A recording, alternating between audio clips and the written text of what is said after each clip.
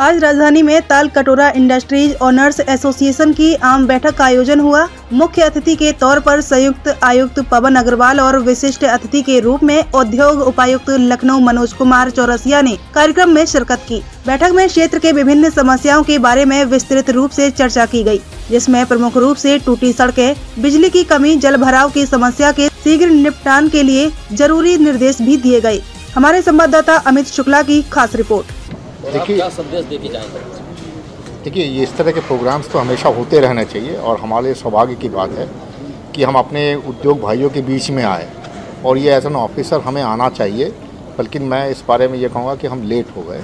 हमें रेगुलर हर महीने इस तरह के प्रोग्राम्स आयोजित करें और हम आएँ, इससे हमारे इंडस्ट्रीज़ का निश्चित रूप से उत्साहवर्धन भी होता है।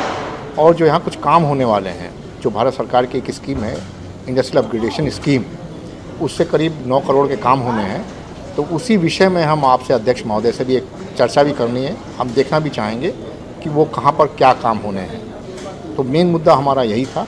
बाकी हमारे अपने उद्यमियों के लखनऊ के अंदर उद्योग को आप किस तरह देख रहे हैं? देखिए, उद्योग की स्थिति मेरे विचार से अच्छी है। जो मैं परसेप्शन है मेरा। हालांकि पिछले 2 वर्ष आपके काफ़ी ख़राब बीते बिकॉज ऑफ कोविड, लेकिन आप देखिए कोविड के दौरान भी हमने जो इंडस्ट्रियलाइजेशन का प्रोसेस रोका नहीं।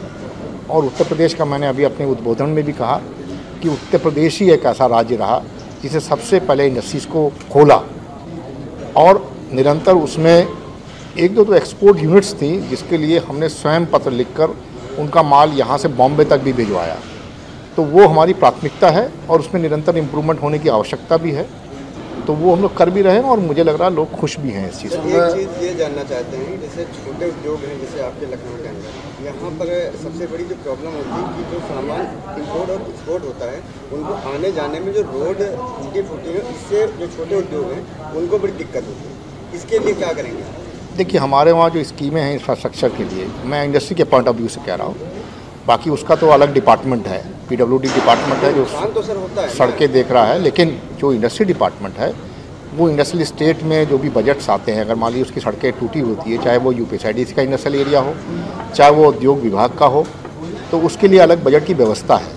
तो इसमें भी आप देखिए, इसमें भी नाली का, सड़क का जो प्रोविज़न हुआ है 9 करोड़ में, उसमें सड़क को प्राथमिकता दी गई है। और इसी प्रकार से अभी इलेक्ट्रिफिकेशन का भी कार्य कराया गया और ये समय समय पर हमारे वहाँ बजट का आवंटन भी होता है। और वो सड़कें जब भी आपके किस तरह का प्रस्ताव आता है तो निश्चित रूप से गवर्नमेंट कर रही है।